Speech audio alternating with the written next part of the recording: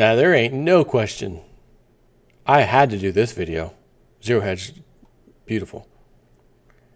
Traders are now flooding Morgan Stanley with calls to explain why Bitcoin is soaring. Morgan Stanley, what is going on in the crypto space? Bitcoin, how can this thing soar? You know, you guys are the big bankers. You guys are the big money players. How is Bitcoin soaring? What's going on with it? They're getting flooded. Probably from investors who are thinking, you got some explaining to do. Tell us what the hell's going on with Bitcoin. Probably because we want in on it. And Morgan Stanley's going to have to tell them, we can't really put you in on it. There's no fund we could put you in on. So you're going to have to go on your own. Like the rest of us. And when you leave the Wall Street vampires out of it, these markets are going up incredibly high. No rigging appears to be happening. Sure, there's profit taking. The price goes down and rebounds very rapidly. First, it was Goldman Sachs succumbing to hedge funds and, due to popular demand, providing its first ever technical take on where Bitcoin would go from here. Now it's Morgan Stanley's turn. In a report on the blockchain Unchained, in which it advocates for regulation of the blockchain as part of its evolution, as well as providing a master key to a regulator, in effect killing the very premise behind such a decentralized infrastructure. More on that later. Morgan Stanley writes that the rapid appreciation of cryptocurrencies has elicited many inbound phone calls to both our banks and tech teams. Why are these bozos calling a bank? Morgan Stanley, why are you calling these? What are you people doing? It's the last person you should be calling. Create an exchange account online and go play the game yourself. What the hell are you calling these fraudsters for? That's the legacy system. That's the legacy banking system. Like the legacy media, legacy banking. What are you doing? They're going to take your money, gamble with it. Maybe they'll lose it. Maybe they won't. Maybe you'll get a little profit back while they're skimming billions off the top for themselves. They can't skim billions off the top of cryptos. Now can they? It responds that possible explanations for the dramatic moves include investors in search of uncorrelated risk assets and technologists looking for incremental security, but the bank writes governmental acceptance would be required for this to further accelerate, the price of which is regulation. We doubt many supporters of cryptos will agree with this. In any event, here are some further details from Morgan Stanley, but first a quick primer. As MS explains, for many, Bitcoin and blockchain are often thought of synonymously. In reality, blockchain is primarily a messaging and bookkeeping method, whereas Bitcoin is a store of value that makes use of blockchain methodology to transfer value. Bitcoin and other cryptocurrencies have shown rapid appreciation, as shown, which I'm not going to show you, Exhibit 24 and Exhibit 23, with the pace of appreciation showing rapid acceleration since the beginning of 2017.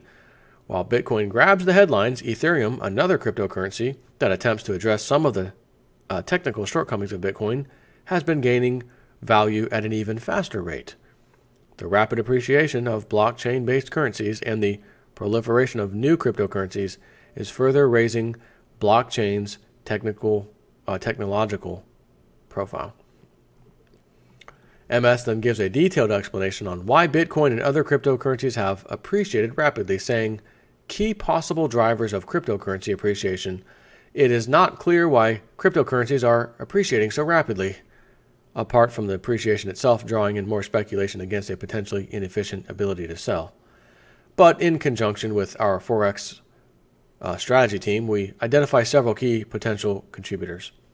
ICOs, initial currency offerings or initial coin offerings. Rapid appreciation of cryptocurrencies is encouraging speculative formation of new currencies. See Exhibit 25.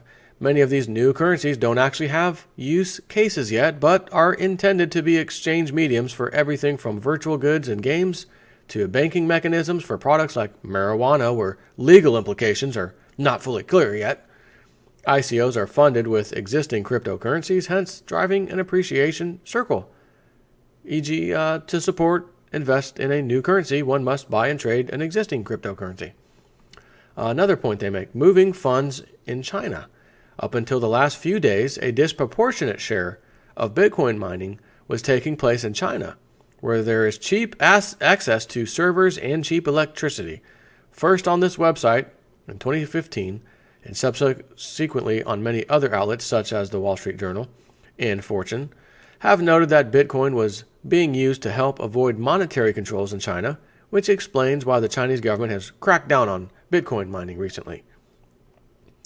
Another point, increased demand from Korea and Japan.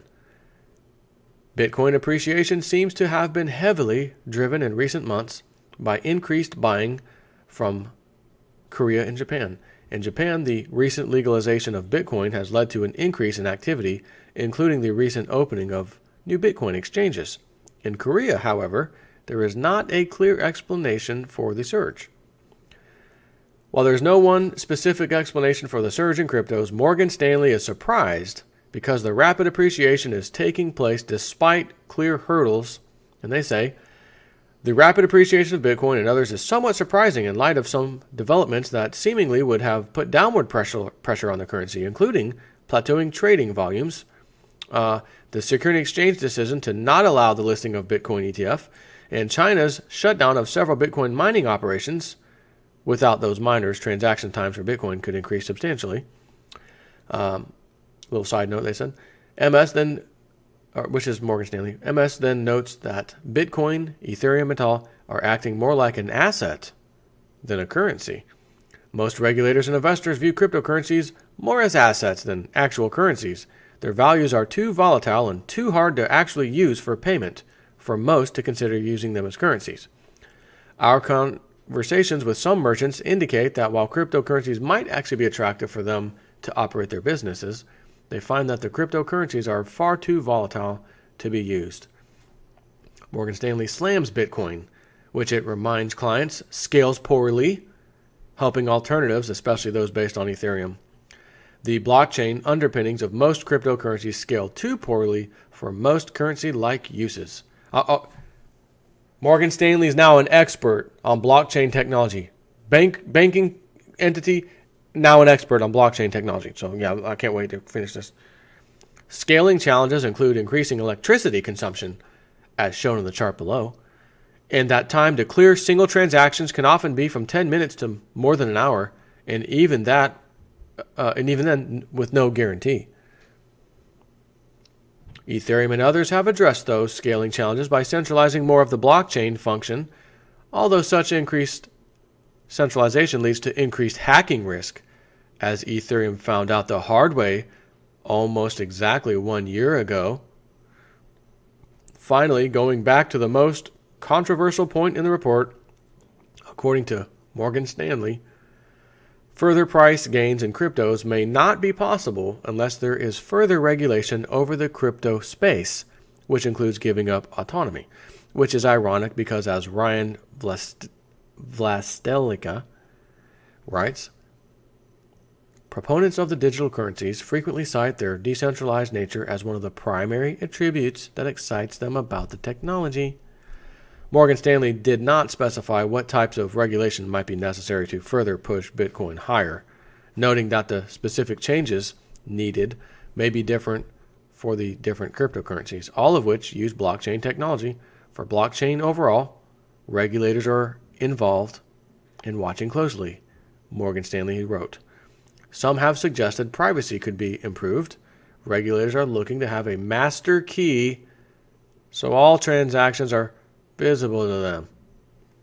And while handing a master key may indeed streamline costs, it would likely also sacrifice Satoshi Nakamoto's original intention of blockchain technology, which was to put banking inside the hands of the individual. In the white paper, Satoshi said, commerce on the internet has come to rely almost exclusively on financial institutions, serving as trusted third parties to process electronic payments.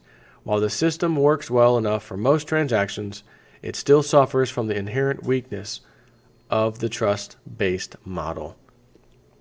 This is what Satoshi's envisioned, but it remains to be seen whether Morgan Stanley's idea of the master key in blockchain technology will trump the idea of bypassing third parties. Some in the ecosystem still hope Satoshi's original vision will prevail in the end.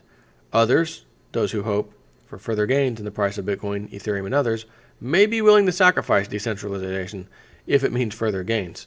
For now, the jury is out, even as both Bitcoin and Ethereum continue to trade just shy of their all-time highs of $3,410 respectively. Well, I actually saw $419 on Coinbase, just saying.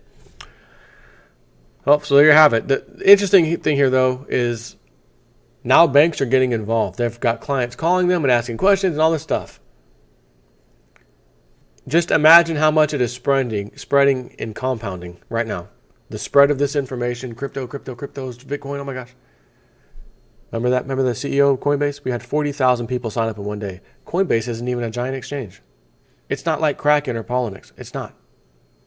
It's quite small compared to those guys. And they had that many. New blood is coming in by the thousands every single day to play this game. Take care.